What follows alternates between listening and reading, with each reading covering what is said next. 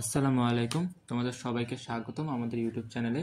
আজকে আমরা নবম শ্রেণী বিজ্ঞান প্রথম অধ্যায় খেলার মাঠে বিজ্ঞানের দশম ও একাদশ সেশন নিয়ে কথা বলবো। এখানে মূলত একটি খেলার আয়োজন করা হয়েছে ক্যাটাপুল্ট বা গুলতি নির্মাণের মাধ্যমে, যেখানে নিউটনের বিভিন্ন সূত্রগুলো কাজে লাগানো যায়। ডান পাশে আমরা একটা ক্যাটাপুল্ট বা গুলতি দেখতে পাচ্ছি। এখন এটা নিয়ে সর্বপ্রথম বলা হয়েছে কিভাবে ক্যাটাপুল্ট বা গুলতিটা নির্মাণ করা যায়। তোমরা একটু রিডিং পড়ে নিবে যে কীভাবে ক্যাটাপুল্ট বা গুলতি নির্মাণ করা যায় এবং সেটা নিজে নিজে চেষ্টা করবে। এখানে ক্যাটাপুল্ট নির্মাণের জন্য যে ধাপগুলো প্রয়োজন সেগুলো দিয়ে দেওয়া হয়েছে এবং কি কি উপকরণ প্রয়োজন ক্যাটাপুল্ট নির্মাণের জন্য সেগুলো সুন্দরভাবে সাজিয়ে দেওয়া হয়েছে। ক্যাটাপুল্ট নির্মাণের পর এবার আমরা যে সমস্যার সম্মুখীন হব বা যেটা জানবো সেটা নিয়ে আলোচনা করি। এবার সবার হিসেব মিলিয়ে দেখো কোন দলের কাগজের বল সবচেয়ে বেশি দূরে গিয়ে পড়েছে। অর্থাৎ ক্যাটাপুল্ট ব্যবহার করে আমরা বিভিন্ন ধরনের বল নিক্ষেপ করব। এখন কাগজের বল কার দূরে গিয়ে পড়েছে সেটা দেখব।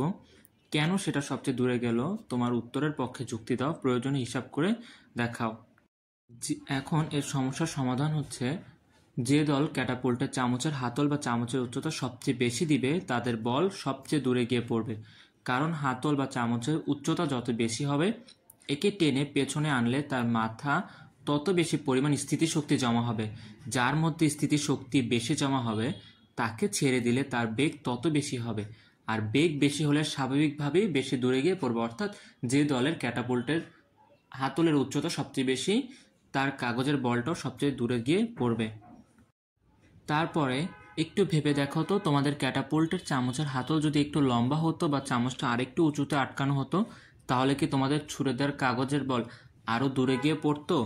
কেন বা সেটা দূরে গিয়ে পড়তো সেটা এখন আমাদেরকে লিখতে হবে ফাঁকা ঘরে।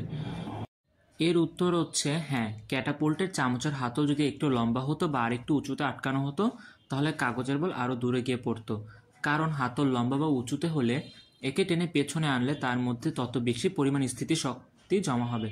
যার মধ্যে স্থিতিশক্তি বেশি জমা হবে তাকে ছেড়ে দিলে বেগ তত বেশি হবে, আর বেগ বেশি হবার কারণে সেটা স্বাভাবিকভাবেই বেশি দূরে গিয়ে পড়বে। এখন পরবর্তী সমস্যাটি হলো ক্যাটাপুল্ট বা গুলতি ব্যবহারের প্রক্রিয়া, যে নিউটনের 3টি সূত্র কিভাবে ব্যবহৃত হয়েছে সেটা আমাদেরকে ফাঁকা ঘরে লিখতে হবে। এখন নিউটনে কিভাবে সূত্রটা প্রয়োগ হচ্ছে সেটা আমরা দেখব। প্রথম সূত্রের প্রয়োগ হয়েছে, যখন গুলতির হাতলের উপর কাগজের বলটিকে স্থির অবস্থায় রাখা হলো তখন এই বলটি স্থিরই ছিল, কারণ তখন কোনো বল প্রয়োগ করা হয় নাই। কারণ বল প্রয়োগ না করলে স্থির বস্তু, স্থির এবং গতিশীল বস্তু সুষম গতিতে চলতেই থাকে। যার প্রথম সূত্রকে ব্যবহার করি। এবার দ্বিতীয় সূত্র হচ্ছে, যখন হাতলটিকে দ্রুত টেনে ধরে আমরা চামচের উপর একটি বল প্রয়োগ করি তখন এটা ত্বরণ সৃষ্টি করে, যা হাতল সহ বলটিকে পেছনের দিকে ত্বরান্বিত করে। আর তৃতীয় সূত্র হয়েছে, চামচের হাতলটিকে টেনে ধরে আমরা একটি বল প্রয়োগ করি, এই বলটি একটি প্রতিক্রিয়া বল সৃষ্টি করে যা চামচের দিকে কাজ করে। এই প্রতিক্রিয়া বলটি চামচকে পেছনে ঠেলে দেয়, যা বলটিকে ছুড়ে দেয়। এভাবে মূলত গুলতির পেছনে যে নিউটনের 3টা সূত্র সেগুলো কাজে লেগেছে। তার পরবর্তী যে সমস্যা সেটা হলো, কোন দলের ক্যাটাপুল্ট নির্দিষ্ট বস্তুকে সবচেয়ে বেশি দূরে ছুঁড়ে মারতে পেরেছে কেন। এটা মূলত আমরা আগেও জেনেছি কিভাবে কারটা কত দূরে যাবে। এখন আবার একটু এটার উত্তরটা দেখি।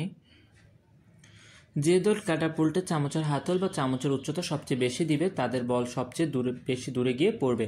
কারণ হাতল বা চামচের উচ্চতা যত বেশি হবে তার মধ্যে কি স্থিতিশক্তি বেশি জমা হবে, আর যার স্থিতিশক্তি বেশি জমা হবে তাকে ছেড়ে দিলে তার বেগ তত বেশি হবে, আর বেগ বেশি হলেই বস্তুটা বেশি দূরে গিয়ে পড়বে।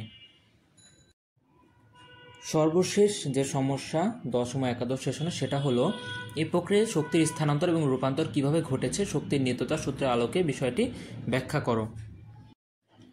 এর সমাধান হচ্ছে, মানুষের শক্তি থেকে স্থিতিশক্তিতে রূপান্তর। ক্যাটাপুল্টের চামচের হাতল টেনে ধরে মানুষ তার পেশীয় শক্তি ব্যবহার করে চামচকে ত্বরান্বিত করে। ত্বরণ চামচের মধ্যে স্থিতিশক্তি সৃষ্টি করে। তার পরবর্তী স্থিতিশক্তি থেকে গতিশক্তিতে রূপান্তর। চামচের ত্বরণের ফলে চামচের মধ্যে সঞ্চিত স্থিতিশক্তি গতিশক্তিতে রূপ নেয়। এই গতিশক্তি ক্যাটাপুল্টের বলকে ছুড়ে দেওয়ার জন্য ব্যবহৃত হয়। আর সর্বশেষ যে শক্তির নিত্যতা সূত্র অনুসারে শক্তির ধ্বংস বা সৃষ্টি হয় না, কেবল এক রূপ থেকে মূলত অন্য রূপে রূপান্তরিত হয়। ক্যাটাপুল্টের প্রক্রিয়ায় মানুষের শক্তি স্থিতিশক্তিতে রূপান্তরিত হয়, যা পরে গতিশক্তিতে রূপ নেয়।